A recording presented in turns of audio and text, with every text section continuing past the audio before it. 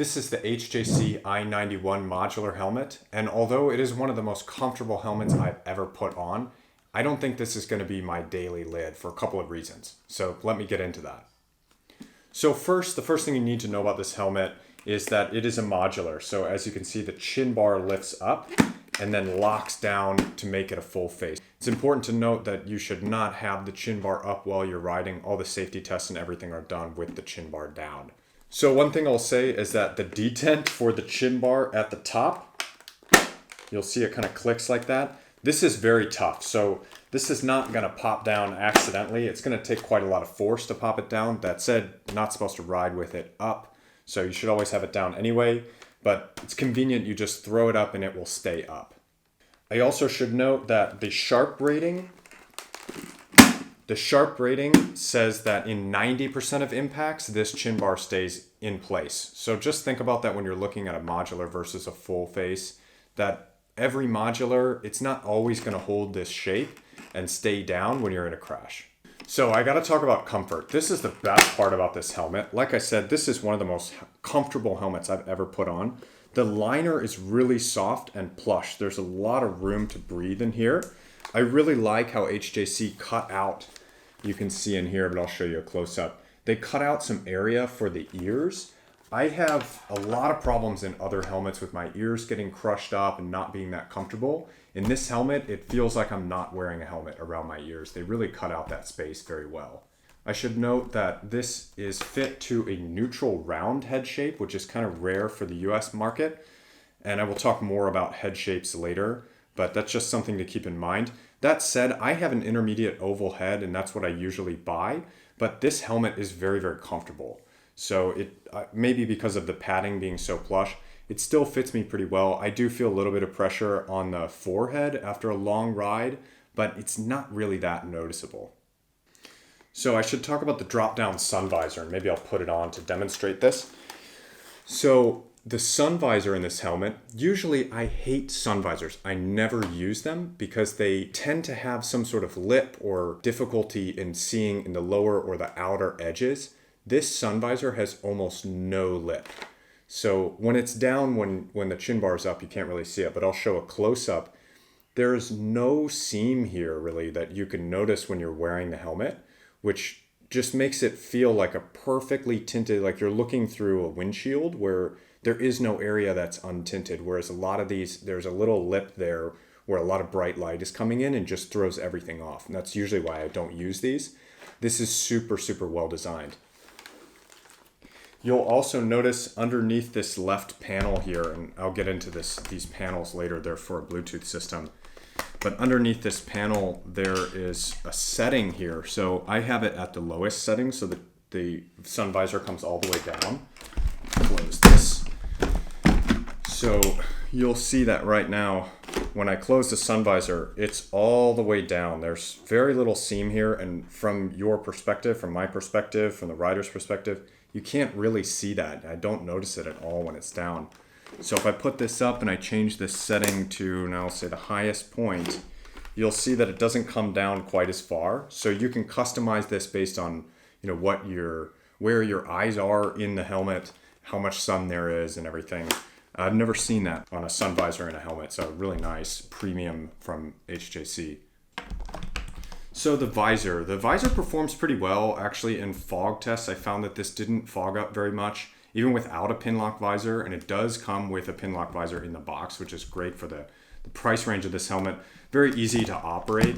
That said, the visor is kind of where the downsides of this helmet begin. So the first thing that I'll say is that versus like this helmet, my Shoei RF-SR, you'll see that the visor doesn't really have much rubber to seal down. And I'll get into this in the noise section as well. It does lock down there at the bottom, but it doesn't seal quite as well as say my Shoei that even has a spring here that pulls the visor back into this thick, cushy rubber and really seals out all the noise. This visor, just for lack of a better word, it feels cheap. It feels too flexible and easy to move around in the wind, and I think that's where I'm getting a lot of noise when I wear this helmet. The other thing to say about the visor is the detents here that hold the visor at different positions, like especially if you want to crack it, which I do a lot. I crack it to, get some cool air in there when I'm going at a high speed.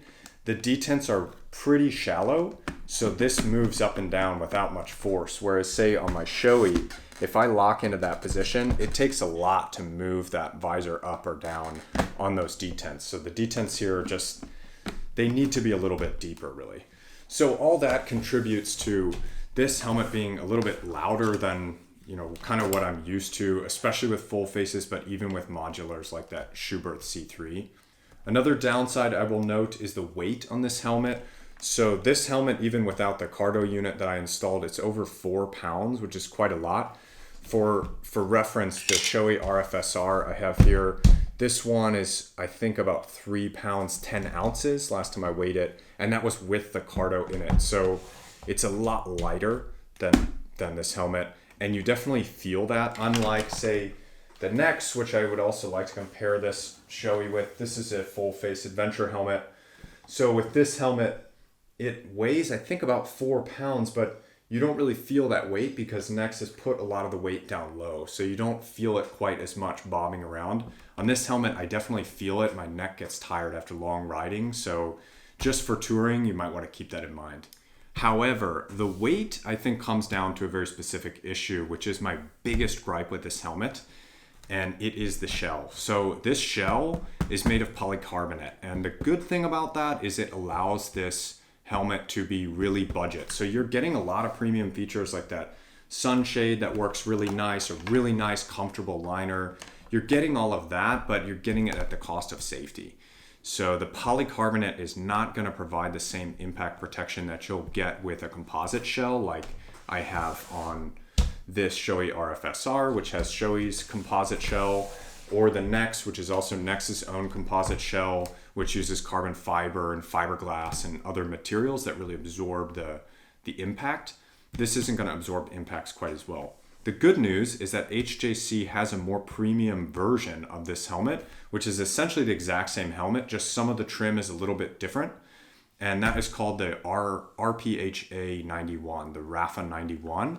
And that helmet is also modular. It's basically the same helmet, but it's going to have the composite shell. You pay a lot more for it, but if you're going down on the highway, that it's worth it if you ever get in a crash to have that extra safety versus what you get in a polycarbonate. Of course, this is going to be better than not wearing a lid at all or wearing a half helmet, even though it is polycarbonate.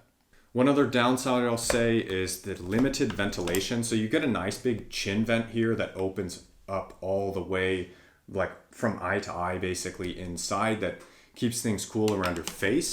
But the top vent is just this one vent that kind of enters at the middle of the helmet. So it doesn't really provide much cooling in the front and much airflow in the front. And right now, like in Thailand, it's our winter, so it's not too hot, but in summer, I could see that being a big problem. I prefer to have vents that are lower and wider that are going to give more airflow over the forehead. One last thing to note just on the underside here, as you see the neck roll seals really well. I love that they added these little tabs that are all sewn in. So it feels very much like it's hugging your face, and it probably helps with the noise, although noise is one of the problems with this helmet. I got this in Asia, so it has a micrometric strap. The US version has a double D ring, which is, I think, a lot safer. That said, also on the Asia note, Asia helmets typically are more round, so it's kind of surprising that this fits my intermediate oval head super well.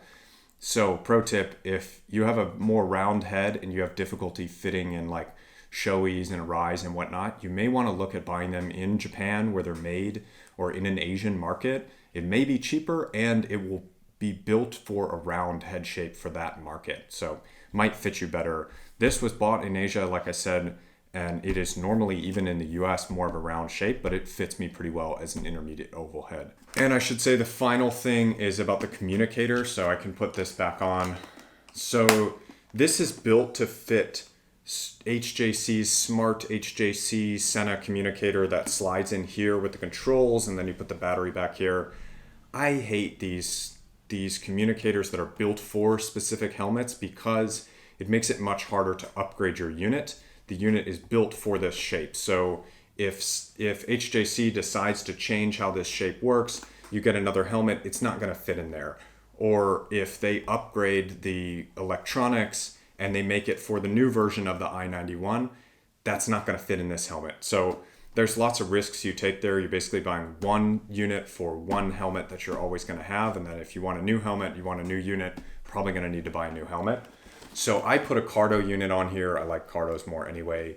And it wasn't too hard to install, but in here, the boom microphone is kind of squeezing between that pad and the shell. And that was kind of hard to snap this pad in. It's clearly made for only its own microphone to go in here.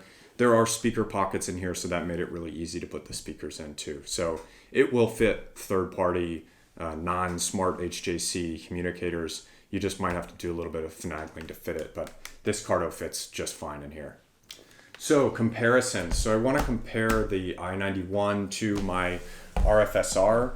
So obviously this is a modular, this is a full face, so you have big difference right there. I would say the Shoei, obviously it's a full face, so that gives it some advantage here, but it is much, much quieter and I think a lot safer. My head feels a lot more snug in here. That said, this is a much more comfortable helmet. Even with the weight, the i91's padding and the way that it's constructed, especially around the ears, it just feels very comfortable to wear for a long period of time. Another thing I've noticed with the i91 is there are channels for wearing glasses. So I'll show you here, I've got a pair of glasses. There are channels right here next to your temples that make it super easy to slide glasses in and out. That is a pain point on this Shoei. The lining really pushes glasses into the side of my head, so I don't really ever wear sunglasses or regular glasses inside of this. Thankfully, I don't need to wear glasses. These are just computer glasses, but for people who need to wear glasses, just keep that in mind. They really design this well with those glasses channels. The other one I'd like to compare this i91 to is the RF-91, which is the more premium version basically of this same helmet. So what you're going to get mostly out of that one is a better shell. So you're going to get that composite PIM shell from HJC that's going to absorb impacts a lot better, has a better sharp rating. I think this has a 3 from sharp. The RF-91 has a 4 out of 5 from sharp. So you get a better sharp rating, you get more protection for that helmet. You're going to pay about twice as much, but how much is your head worth, right? So that's the other one I would compare this to if you're really interested in safety. If you're going to be taking this, on longer tours, on the highway at higher speeds, I would probably spring for a more expensive, nicer helmet. I should also mention, if you want a modular that you can ride with the chin bar up, you should check out the Shark Evo that I put in the description. The chin bar on that helmet actually folds all the way back, so you can ride it as a 3/4 helmet or as a full face helmet. So if you're interested in this helmet, I'll drop some links below. Also to the other helmets that I mentioned, there will be links in the description. So enjoy. Peace.